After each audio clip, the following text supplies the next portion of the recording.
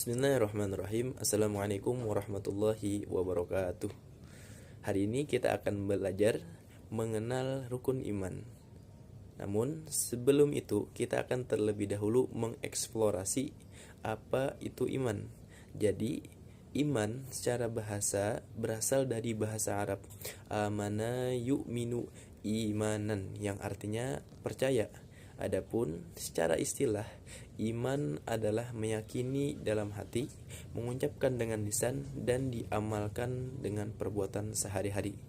Suatu ketika di zaman Nabi Muhammad SAW, ketika sahabat sedang duduk-duduk bersama Nabi, tiba-tiba ada seorang laki-laki yang berpakaian sangat putih, rambutnya sangat hitam, tidak terlihat padanya tanda-tanda bekas perjalanan, dan tidak seorang pun di kalangan sahabat kala itu mengenalnya. Kemudian ia duduk di hadapan Nabi dan seraya berkata, "Fa akhbirni 'anil iman." Habarkan kepadaku apa itu iman. Maka Nabi menjawab, qala Rasulullah, al-imanu an tu'minu billahi wa malaikatihi wa kutubihi wa rusulihi wal yaumil akhiri wa tu'minu bil qadri khairihi wa syarrihi. Maka Nabi menjawab, iman itu adalah engkau beriman kepada Allah, malaikat-malaikatnya, kitab-kitabnya, rasul-rasulnya, dan hari akhir, serta engkau beriman kepada takdir baik dan buruk. Maka berdasarkan penggalan hadis tersebut dapat kita ambil 6 poin tentang rukun iman, yaitu yang pertama, beriman kepada Allah, iman kepada malaikat, iman kepada kitab-kitab, iman kepada nabi dan rasul, iman kepada hari kiamat, dan iman kepada qada dan qadar. Oke, pembahasan tentang rukun iman kita mulai dari rukun iman yang pertama dan yang paling utama bagi umat Islam, yaitu beriman kepada Allah Subhanahu wa taala. Setiap muslim wajib meyakini Allah sebagai Tuhan yang Maha Esa. Tiada Tuhan selain Allah. Iman kepada Allah Subhanahu wa taala juga berarti percaya bahwa Allah itu maha kuasa terhadap segala sesuatu, percaya kepada semua ketetapan Allah, dan percaya pada 99 sifat Allah yang terdapat di dalam Asmaul Husna. Wujud rukun iman yang pertama dapat ditujukan dengan misalnya, yang pertama, iman terhadap keberadaan Allah. Yang kedua, iman bahwa Allah adalah satu-satunya Tuhan. Yang ketiga, beriman dengan Allah, yakni melakukan perbuatan demi beribadah kepadanya. Dan yang keempat, mengimani nama-nama dan sifat-sifat Allah. Jadi, salah satu pengamalan rukun iman yang pertama ini yaitu misalnya dengan mengajak orang-orang untuk selalu menjalankan perintah Allah dan menjauhi setiap larangannya. Misalnya, kita bisa dengan membiasakan untuk sholat 5 waktu. Selanjutnya adalah rukun iman yang kedua. Ketika kita berbicara tentang rukun iman yang kedua, rukun iman yang kedua berbicara tentang beriman kepada para malaikat-malaikat yang diciptakan oleh Allah Subhanahu wa taala. Malaikat adalah makhluk yang diciptakan dari nur atau cahaya dan bersifat gaib. Malaikat selalu taat dan patuh terhadap segala perintahnya, serta tidak pernah dusta terhadap Allah Subhanahu wa taala. Malaikat sengaja diciptakan tanpa nafsu, berbeda dengan manusia. Nah, secara garis besar, malaikat itu memiliki ciri-ciri. Yang pertama, malaikat itu adalah makhluk yang mulia. Kedua, malaikat tidak pernah tidur. Malaikat bukanlah laki-laki ataupun perempuan. Keempat, malaikat tidak memiliki nafsu. Terakhir, malaikat tidak makan dan minum. Jadi, malaikat diciptakan oleh Allah Subhanahu wa taala dengan jumlah yang sangat banyak, dengan tugas yang berbeda-beda. Namun, sebagai umat muslim, ada 10 malaikat yang wajib untuk diketahui, yaitu yang pertama, ada malaikat Jibril yang bertugas untuk menyampaikan wahyu. Yang kedua, ada malaikat Mikail yang bertugas untuk menyampaikan rezeki. Yang ketiga, ada malaikat Israfil yang bertugas untuk meniup sangkakala. Yang keempat, ada malaikat Israel yang bertugas untuk mencabut nyawa.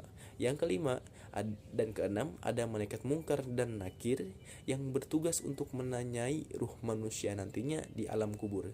Yang ketujuh, ada malaikat raqib yang bertugas untuk mencatat amal baik. Yang kedelapan, ada malaikat atid yang bertugas untuk mencatat amal buruk manusia. Yang kesembilan, ada malaikat malik yang bertugas untuk menjaga pintu neraka. Dan yang terakhir, ada malaikat Ridwan yang bertugas untuk menjaga pintu surga. Nah, karena itu kita harus selalu menjaga lisan dan perbuatan, sebab setiap perilaku dan ucapan kita akan selalu dicatat dan diawasi oleh malaikat. Setelah kita beriman kepada Allah, beriman kepada malaikat, selanjutnya kita beriman kepada kitab-kitab. Jadi semua kitab berisi firman Allah Subhanahu wa taala yang diwahyukan kepada rasul-rasulnya sehingga dapat disampaikan kepada manusia. Adapun kitab-kitab yang diturunkan Allah Subhanahu wa taala berjumlah banyak, namun ada 4 kitab yang wajib kita ketahui, yaitu yang pertama kitab Zabur yang diturunkan kepada Nabi Daud alaihissalam, kitab Taurat yang diturunkan kepada Nabi Musa alaihissalam, kitab Injil yang diturunkan kepada Nabi Isa alaihissalam, dan yang terakhir kitab Al-Quran yang diturunkan kepada Nabi Muhammad sallallahu alaihi wasallam. Al-Quran merupakan kitab penyempurna bagi kitab-kitab sebelumnya. Kitab suci tersebut menjadi pedoman bagi seluruh umat Islam. Jadi seorang muslim harus meyakini Allah telah menurunkan wahyu melalui malaikat Jibril kepada para rasul. Untuk apa? Untuk disampaikan kepada umat manusia. Oleh karena itu, Al-Quran sebagai penyempurna ini harus menjadi bacaan kita dan ajaran yang di dalamnya harus kita amalkan. Kemudian setelah kita beriman kepada kitab, kita juga diwajibkan untuk beriman kepada Nabi dan Rasul. Dalam Islam, Rasul sudah pasti Nabi, namun Nabi belum tentu menjadi Rasul. Jumlah keseluruhan Nabi sekitar 124.000. Sementara di dalam sebuah riwayat, Rasul hanya berjumlah 313 orang. Walaupun demikian, Allah hanya mewajibkan hambanya untuk mengimani 25 Nabi. Nah, daftar 25 Nabi tersebut Bapak cantumkan di dalam tabel berikut. Silahkan dibaca dan dipahami.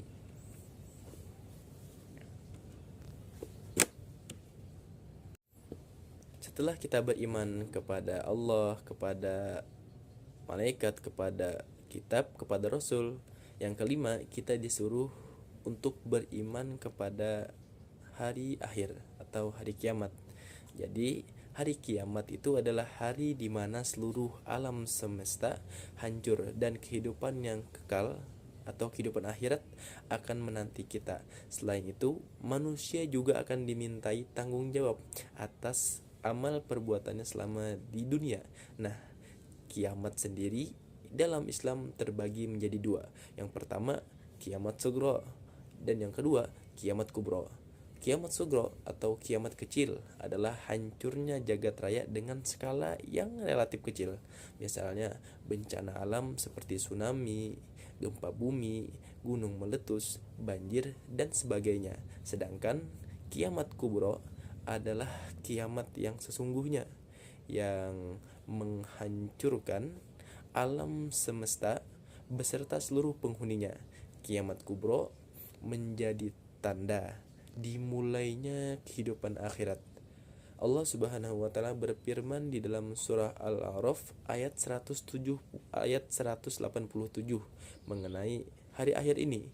Nah, dalam surat tersebut dijelaskan bahwa tidak ada suatu orang pun yang mengetahuinya kecuali Allah sendiri. Setelah kita beriman kepada hari kiamat, yang terakhir kita disuruh beriman kepada qada dan qadar. Jadi setiap muslim wajib percaya serta meyakini sepenuh hati bahwa Allah Subhanahu wa taala memiliki kehendak, ketetapan, dan keputusan atas semua makhluknya. Qada berarti hukum, ketetapan, dan kehendak Allah. Jadi semua yang terjadi berasal dari Allah Subhanahu wa taala yang merupakan sang pemilik kehidupan. Sebelum adanya proses kehidupan, Allah Subhanahu wa taala sudah menuliskan apa saja yang akan terjadi, baik tentang kebaikan, keburukan, kematian maupun kehidupan. Sedangkan qadar diartikan sebagai sebuah ketentuan atau kepastian dari Allah Subhanahu wa taala sejak zaman azali, baik yang sudah terjadi, yang sedang terjadi saat ini maupun yang akan terjadi nantinya di masa depan. Jadi qada adalah rencana dan qadar adalah perwujudan atau kenyataan yang akan terjadi seperti yang sudah ditetapkan oleh Allah Subhanahu wa taala, sehingga hubungan keduanya tidak dapat dipisahkan. Apa yang ditakdirkan oleh Allah pastilah yang terbaik untuk kita. Oleh karena itu, senantiasa kita diperintahkan agar selalu bersyukur atas segala hal yang terjadi menimpa kita.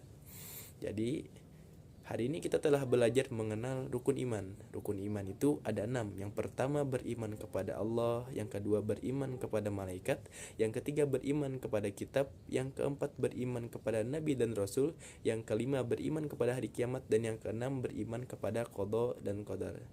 Jadi mungkin sekian untuk pembelajaran hari ini. Salah hilapnya mohon dimaafkan. Sekian dari Bapak, mohon maaf atas segala kekurangan. Bapak akhiri dengan wabillahi taufik wal hidayah. Assalamualaikum warahmatullahi wabarakatuh.